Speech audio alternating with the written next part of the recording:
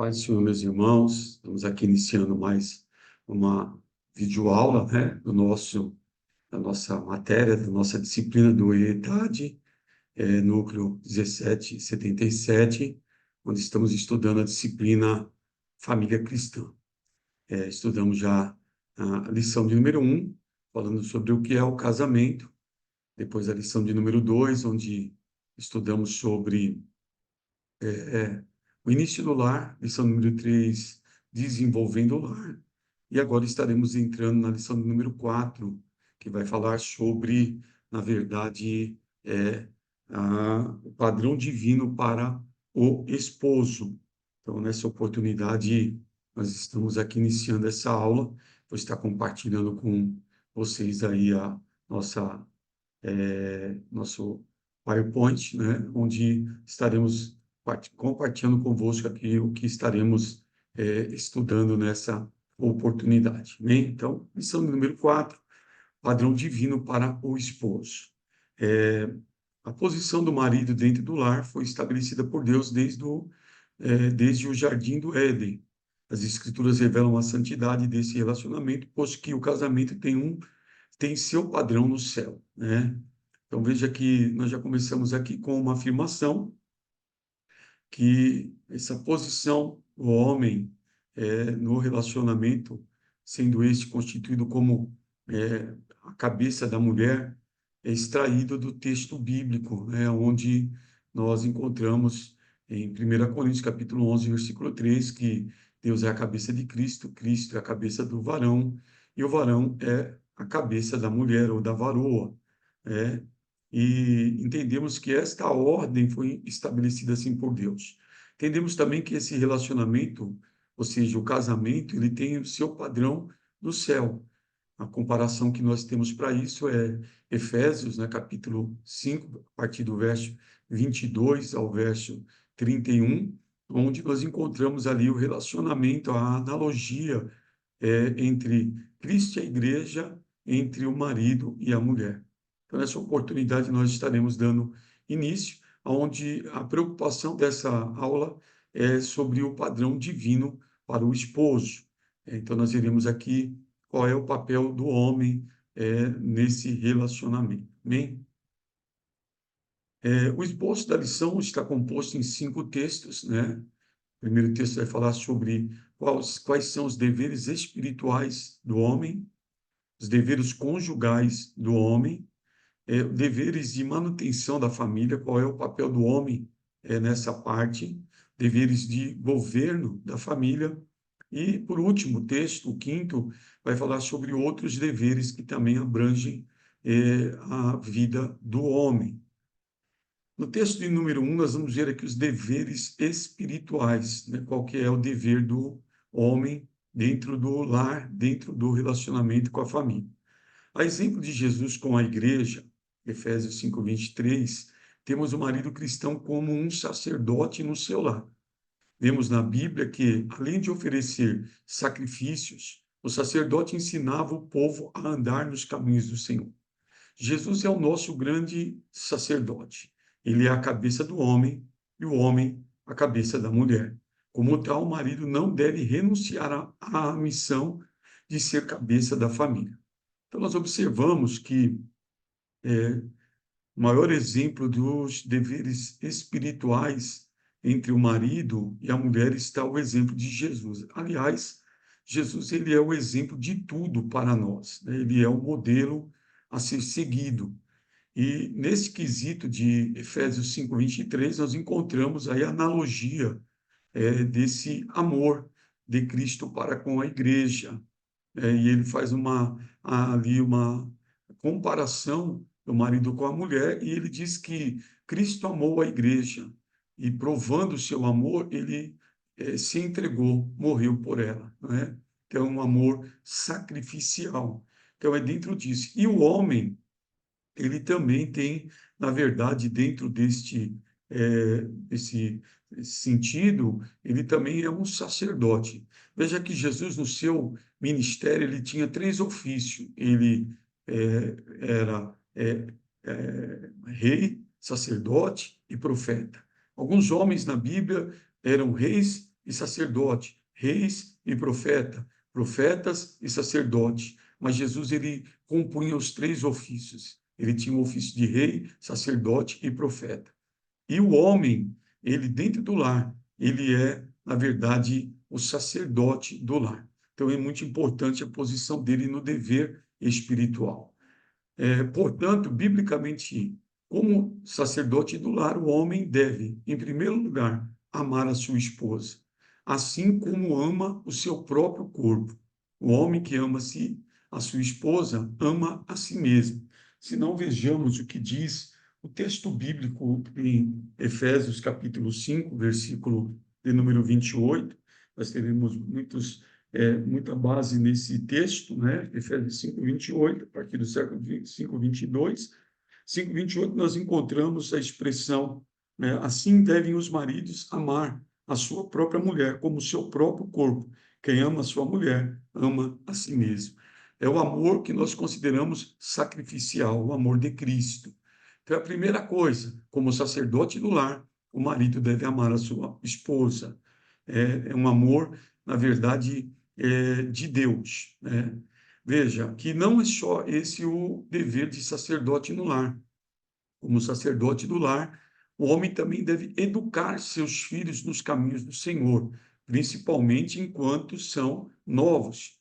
A Bíblia diz em Provérbios 22, 6, ensina o teu filho o caminho que ele deve andar, e quando ele crescer, não se desviará dele.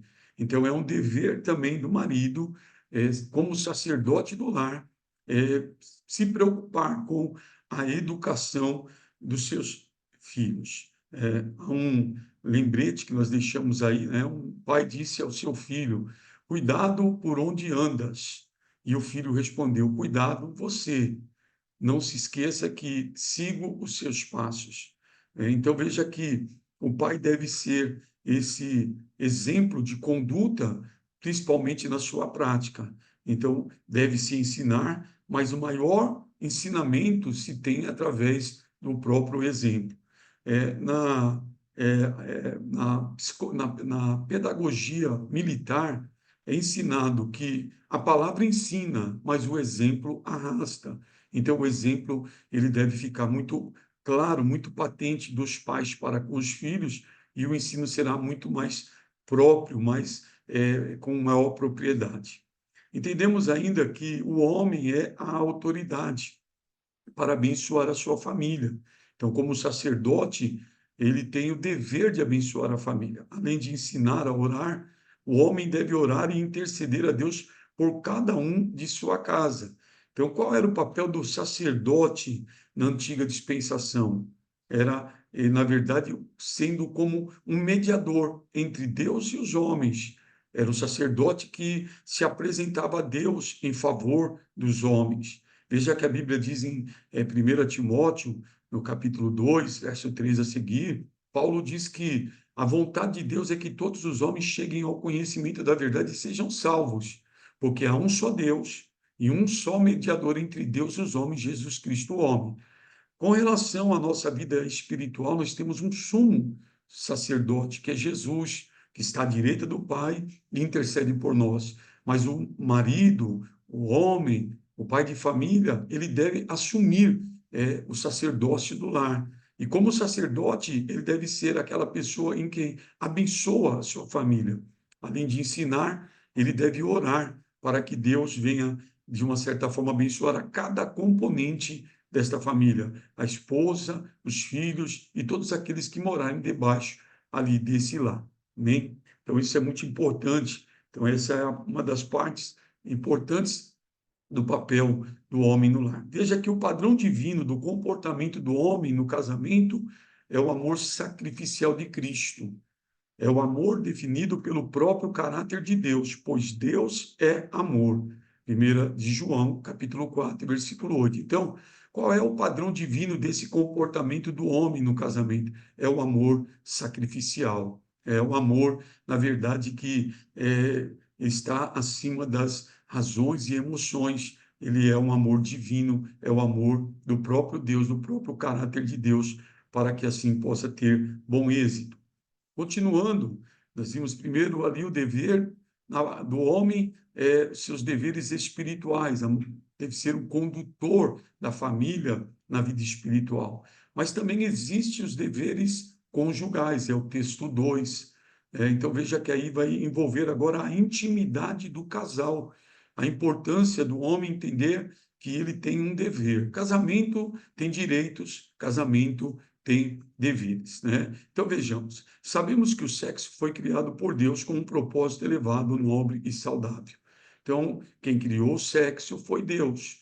O homem já nasce dotado por Deus desta bênção. O sexo, ele é uma bênção para a vida da pessoa, seja do homem, seja da mulher.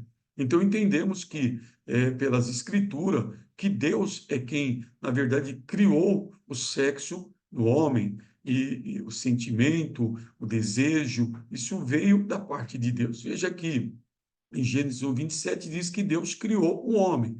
Depois encontramos no 1:31 que tudo que Deus fez, diz a Bíblia, era bom. Então Deus fez tudo perfeito. Inclusive, Deus criou o homem, no homem, o sexo.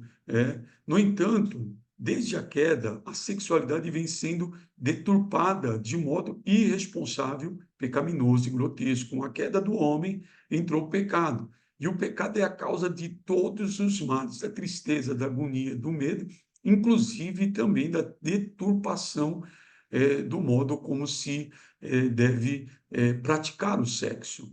Assim, por ser também um tema bíblico, tal assunto deve ser abordado. Precisamos ter uma visão bíblica e ortodoxa a respeito deste assunto. Afinal, como Igreja de Cristo, temos de ser santos em toda a nossa maneira de ser. Então, veja aqui, quando falamos de sexo na Bíblia, a Bíblia, nós vamos ver que ela trata de todos os assuntos, inclusive do sexo. E é necessário ser tratado. Há casamentos que diluem, que acabam, porque não houve um ajuste nessa parte. E nós não podemos, na verdade, deixar isso como um tabu. A Bíblia está aí, ela trata da sexualidade, da vida sexual dos cônjuges e para um ajuste, visto que agora são duas pessoas que se tornam uma, e uma das partes intrínsecas do casamento é a vida sexual. Então, é muito importante essa parte dos deveres conjugais. Veja, na Bíblia temos a orientação para tudo. Ela nos mostra o caminho para o céu, mas também o modo de viver na terra. E não deixaria de fora a orientação para a vida sexual de marido e mulher. Então é importante nós entendermos que a Bíblia trata de todos os assuntos, tudo, tudo que você precisar. Ela é o manual da nossa vida. Nela encontramos tudo acerca da vida do homem, acerca da pessoa de Deus, a revelação de Deus, também a revelação sobre a vida do homem. E ela não deixaria de tratar da orientação para a vida sexual. Por isso é importante que nós, na verdade, tratemos isso, ensinemos isso, para, na verdade, a igreja se tornar mais sadia. Tratar o assunto de sexualidade humana de uma perspectiva bíblica é nadar contra a correnteza. Veja, aqui há uma pausa.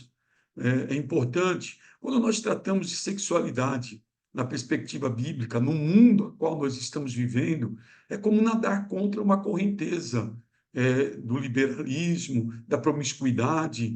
Então, nós muitas vezes somos mal compreendidos quando trazemos que a Bíblia ela é absoluta em todos os assuntos, inclusive na parte sobre a sexualidade. Agora, veja, rejeitar as orientações do Criador sobre o sexo é se afogar na destruição que o sexo desenfreado traz. Veja a figura que nós colocamos aí, isso é uma verdade. A pessoa, quando ela não tem uma instrução da Bíblia sobre a vida sexual, ela pode se afogar na destruição do sexo desenfreado. Então, por isso, a Bíblia, ela é o nosso manual. A Bíblia é a nossa única regra de fé e prática.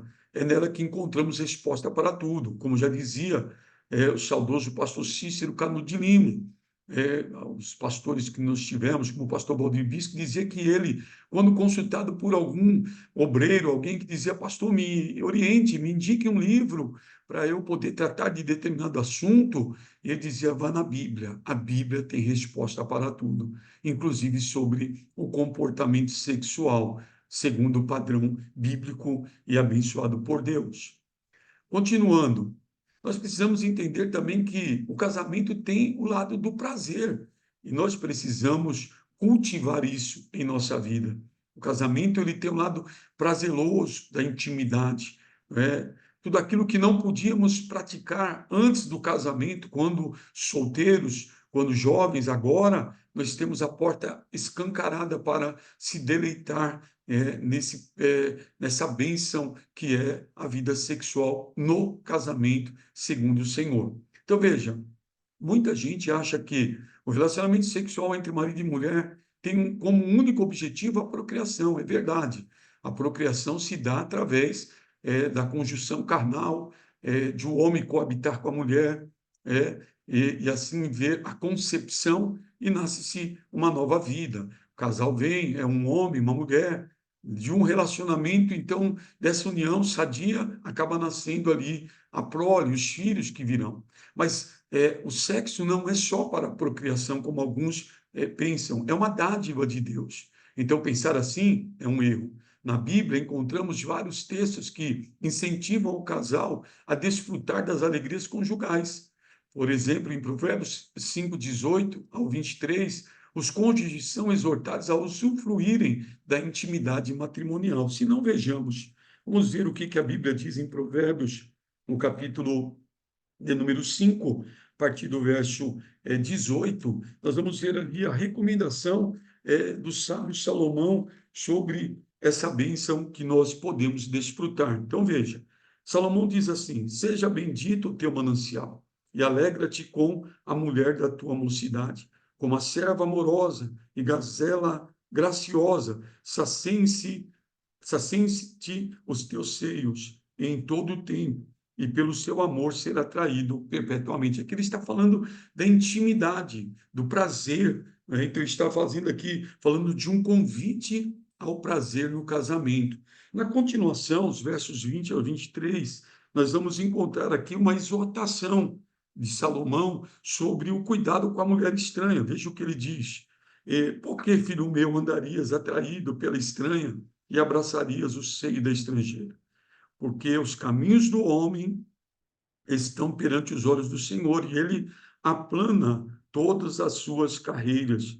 Quanto ao ímpio, as suas iniquidades o prenderão, e com cordas do seu pecado será detido. Ele morrerá, porque sem correção andou, e pelo excesso da sua loucura andará errado. Então veja que quando há a saciedade, quando a pessoa entende isso, ele não precisa sair fora de um relacionamento aprovado por Deus. Então, nós entendemos que o sexo no casamento, ele também deve ter, além de ter o objetivo da procriação, a satisfação mútua do homem e da mulher. Então, isso é muito importante, e o homem e a mulher são exortados a usufruírem dessa intimidade matrimonial. Veja o que a Bíblia diz sobre isso. Salomão diz em Eclesiastes 9:9, a partir, goza a vida com a mulher que amas todos os dias. Depois ele diz, beba das águas da sua cisterna, das águas que brotam do seu próprio poço. O sexo é tão importante para a manutenção do casamento quanto a água para a preservação da vida. Eis a razão porque o texto diz, bebe das águas da sua cisterna. Então, veja, essa primeira parte desse texto, nós encontramos aqui um convite a se deleitar na parte satisfatória, prazerosa, e é um convite, goza, deleita-te, satisfaça-se, é o convite para o homem ter isso com a mulher que amas, a sua esposa, a sua mulher que foi lhe constituída. Também é convidado a beber das águas da sua cisterna.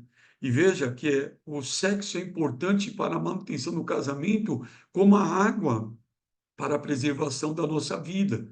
Então, veja que isso é de suma importância.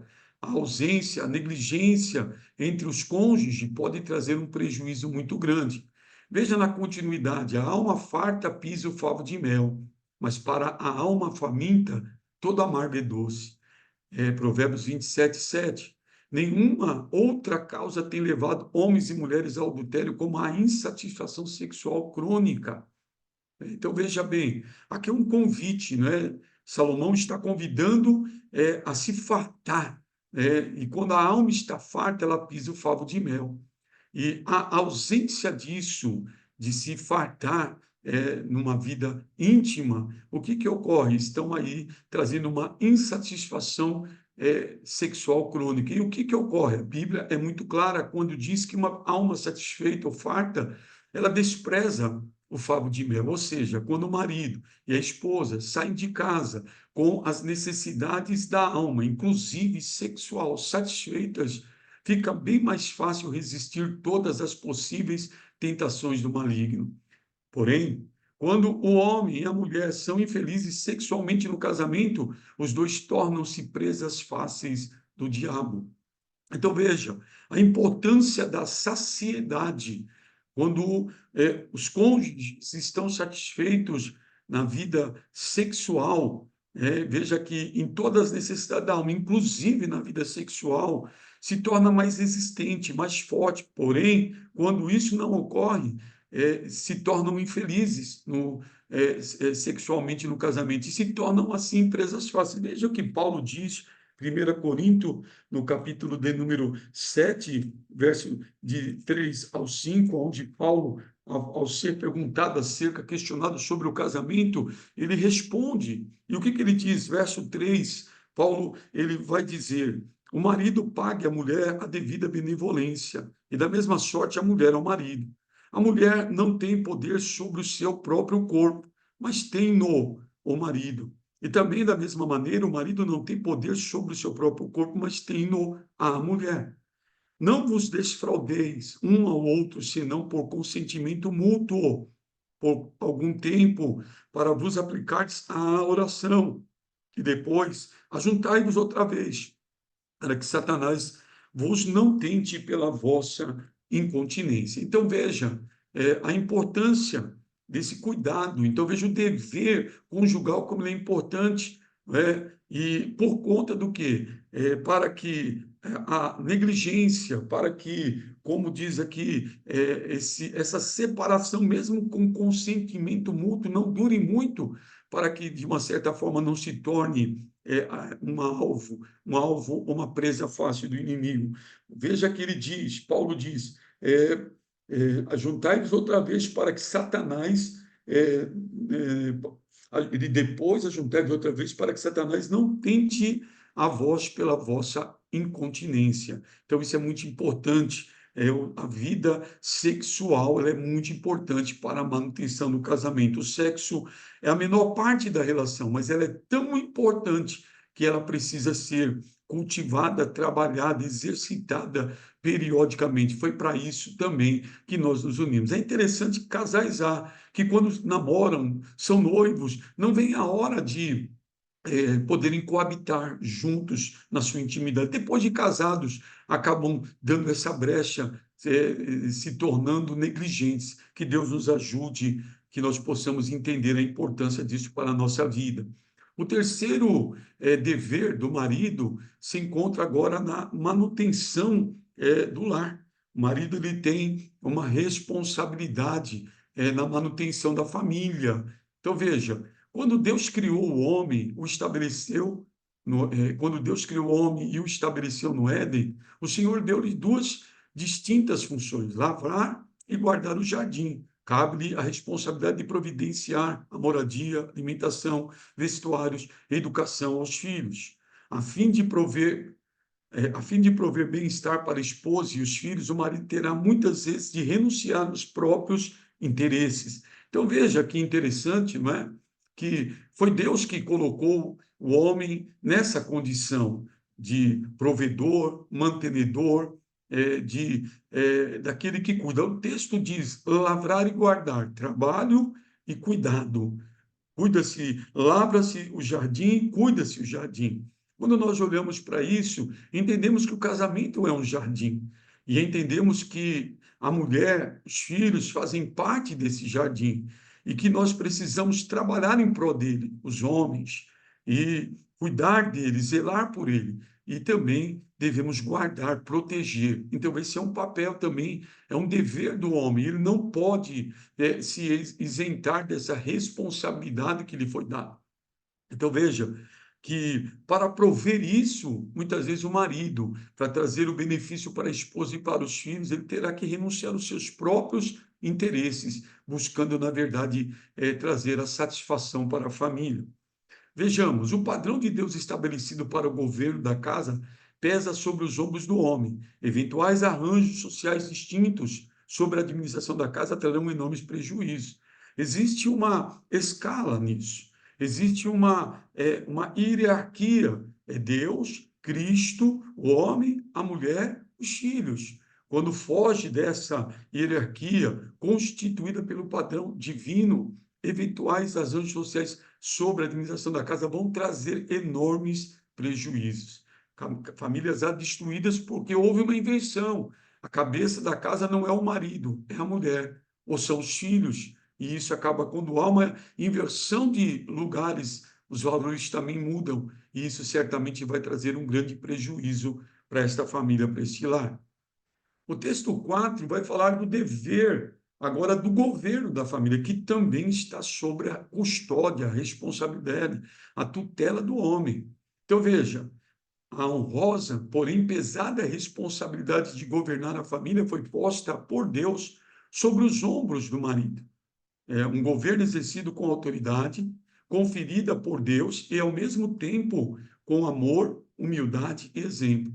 Então, veja que é honroso o homem, ele é o líder, ele é o cabeça da casa, ele é o que está sobre a família, ele é o protetor, ele é o sacerdote do lar. Essa responsabilidade quem deu a ele foi o próprio Deus, colocou sobre os seus ombros. Porém, esse governo ele deve ser exercido com amor, humildade e exemplo. O amor é necessário, a humildade, reconhecendo os outros e o exemplo. A melhor maneira de ele governar é através do próprio exemplo. Veja, há uma verdade bíblica que tem sido pouco compreendida por muitos casais cristãos. Trata-se da questão da autoridade do homem sobre a sua própria casa, começando pela relação marido e mulher. Esse é o primeiro nível vivido antes e depois da chegada dos filhos. A palavra de Deus nos mostra claramente que a mulher, enquanto em condição de filha, estava sob a autoridade de seu pai. Agora, ao casar-se, o homem assume diante de Deus exatamente a mesma autoridade que o pai tinha sobre a sua filha, quando esta ainda vivia como solteira em sua casa. Encontramos esta verdade no livro do Pentateuco, em Números, ou seja, no Pentateuco, no livro de Números, no capítulo 30, versículo 1 ao 15, mostrando ali a responsabilidade do pai sobre a filha solteira. Ele tinha autoridade, mesmo num voto, era o pai quem decidia. E se ele decidisse contrário, não era pecado, o pai tinha autoridade. Agora, casada, quem passa a ter autoridade é o marido, é o esposo. É interessante que certa vez eu vi um relato de um pastor que, sendo ali questionado, ali quando o pai estava realizando o casamento, ela viu quando o pai entra com a noiva e, ao chegar perto do noivo, lhe entrega a noiva. Cumprimenta o pai da noiva, beija ali a noiva e assume e vem com ela para o altar. E a menina então pergunta ao pai: por que ocorre isso? E o pai então, ali o pastor então, orientou a filha dizendo: ali é uma das figuras em que naquele momento o pai da noiva está passando a autoridade que estava sobre ele agora para o noivo, que se tornará o marido da mulher. Então veja que isso é importante, e isso é muito importante porque nos dias a quais vivemos, onde há aí o feminismo, onde as mulheres querem ter o direito de igualdade, nós vemos aí como a sociedade, como o mundo está vivendo. Então, que Deus nos ajude a preservarmos o modelo judaico-cristão, que a Bíblia nos ensina, o que a Bíblia nos fala. Esse é o modelo que dá certo. outros modelos vão dar errado com toda certeza. Quando olhamos para os homens de Deus na Bíblia, Noé, quando olhamos para Moisés, nós vemos que eles fizeram tudo conforme o modelo que Deus lhe deu, e por conta disso foram bem-sucedidos. Por Noé ter construído a arca conforme o modelo que Deus lhe deu, a arca não afundou. Por Moisés ter construído o tabernáculo conforme Deus lhe dera o projeto, a glória de Deus se manifestou. Quando nós mantemos, na verdade, o relacionamento conforme o casamento, a família conforme o modelo que Deus nos deixou na Bíblia, com certeza estaremos sendo alcançados pelas bênçãos e a graça de Deus. Ainda assim deve ser, assim como Deus é a cabeça de Cristo, e Cristo a cabeça do homem, com o exercício, voltemos, assim como Deus é a cabeça de Cristo e Cristo é a cabeça do homem, com o exercício de uma autoridade abençoadora e não dominadora ou ditatorial, assim também deve ser o exercício da autoridade do marido no lar. Então veja que há uma hierarquia, onde Deus é a cabeça de Cristo, Cristo é a cabeça do homem, o homem é a cabeça da mulher, e isso é uma hierarquia. Mas essa autoridade ela deve ser abençoadora e não dominadora ou ditatorial. Deve ser um exercício também assim do marido no lar. Não é por autoritarismo, não é o abuso de poder, mas é com respeito tanto à esposa quanto aos filhos. Portanto, o principal papel do homem como cabeça do lar é servir sua mulher e depois, e também aos seus filhos. Claro, isto envolve dar direção, tomar decisões, só não envolve abuso, tirania e falta de respeito. Isso é muito importante num relacionamento. É importante o homem saber que, não obstante ele ser o líder, o sacerdote do lar, a cabeça da família, todavia, ele, na verdade, é aquele que deve servir tanto a esposa quanto os filhos sem abuso, sem tirania, sem falta. Ele deve, na verdade, tomar a direção e tomar as decisões. Ser o cabeça do lar envolve conduzir não apenas as questões naturais da família, familiar, mas também e principalmente o governo espiritual do lar.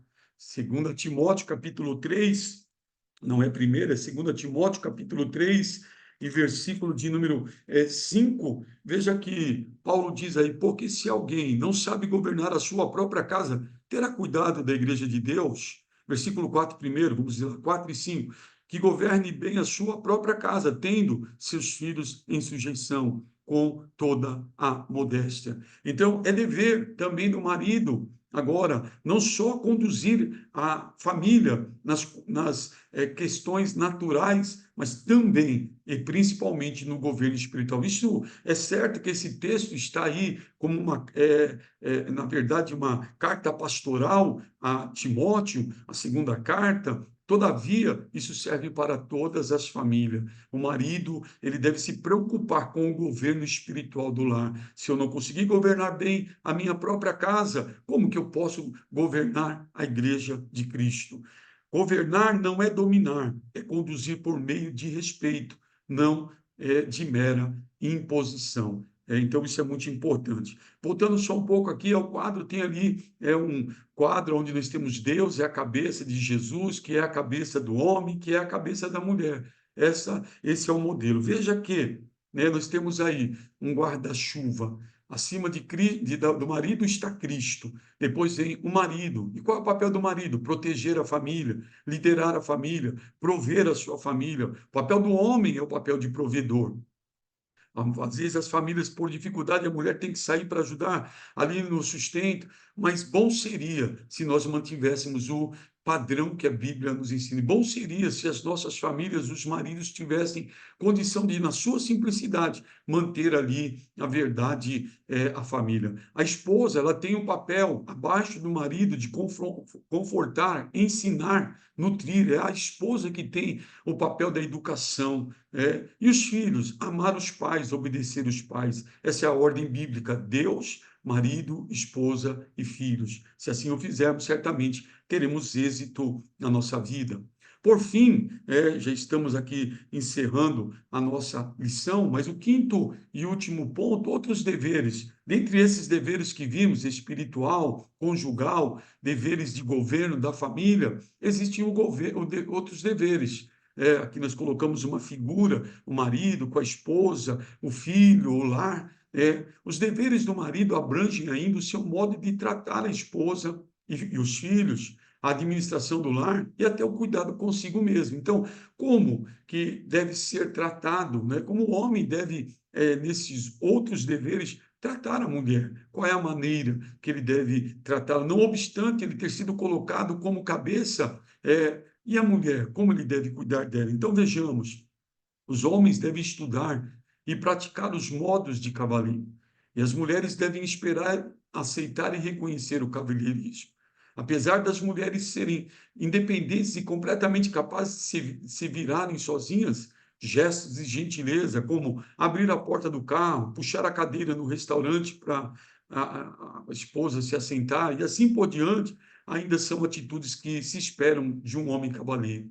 Infelizmente, nós estamos devendo muito nessa parte. Os homens, principalmente cristãos, devendo muito nessa parte. A gentileza, ela tem sido passada de longe. Que Deus nos ajude, é uma escola, estamos aprendendo, que nós possamos estudar e praticar os modos de um cavaleiro. E a mulher esteja pronta para isso. Há mulheres que não estão prontas para a gentileza, mas estejam preparadas para reconhecer o cavalheirismo de um homem. É o que se espera de um homem cavalheiro. Então, o homem deve tratar a mulher com cordialidade, com respeito, com amor. A mulher que eu estou dizendo é a sua esposa. Deve tratar a família com respeito, com carinho. É o que se espera do homem ainda no seu dever. Também é dever do marido cuidar da manutenção da casa e do mobiliário. Bom seria que o homem, o marido, o homem da casa, o sacerdote do lar, ele tivesse um conhecimento geral, ainda que de uma forma, vamos colocar ainda simples, mas o conhecimento geral de hidráulica, de elétrica, de manutenção da família, para poder ajudar tanto na manutenção da casa como no próprio mobiliário, né? Ter alguma noção de construção, alguma noção para poder, numa eventual necessidade, ser útil também nessa parte. Maridos há, homens há, que não sabe sequer trocar uma lâmpada. E a mulher muitas vezes tem que se arriscar, se sujeitar a estas coisas. Então, que nós possamos entender que esse é um dever do marido. Não precisa saber tudo, mas alguma coisa é importante para que seja útil no relacionamento do lar. Também o dever do marido para consigo mesmo. O dever do marido para consigo mesmo inclui, além do cultivo da vida espiritual e intelectual, o zelo com o próprio corpo. Isso, é, isso, o zelo para com o próprio corpo, isso se faz cuidando da saúde, por meio de bons hábitos alimentares, um check-up médico regularmente, bem como a higiene pessoal. Então, o homem também tem que se cuidar. É certo que a mulher, ela tem uma vaidade maior, mas quando falamos de vaidade, existe a vaidade excessiva e a necessária. O homem precisa se cuidar, cortar bem o cabelo, as unhas, escovar os dentes, se perfumar, se vestir bem, se colocar bem. Isso traz também uma satisfação para a família, né? Não é ser de modo relaxado, de qualquer maneira. Se não se cuidar bem, isso também pode trazer um desgaste para o relacionamento. Como nós queremos as nossas mulheres perfumadas, limpas, prontas, elas também esperam isso do homem, que ele esteja pronto, que ele esteja limpo, que ele esteja bem para, assim, estar sendo recebido pela família. Veja que nós temos três pilares para o corpo. Então, quais são esses três pilares? Boa alimentação. Comer bem não é comer muito, não é ser um glutão, é comer aquilo que é saudável. O segundo pilar, precisamos de um bom descanso. Há uma necessidade de achar um tempo para o descanso. E o terceiro pilar, é necessário uma vida com atividade física. A questão não é ter tempo, a questão é achar tempo. É melhor nós pararmos com saúde do que termos que parar obrigatoriamente. Esses são os 5 textos que a lição nos ensina nessa oportunidade. Nós vamos interromper aqui o compartilhamento e voltar à tela. Eu espero nessa oportunidade ter podido ajudá-los. nós estaremos encerrando essa matéria. Esperamos nos ver na próxima aula.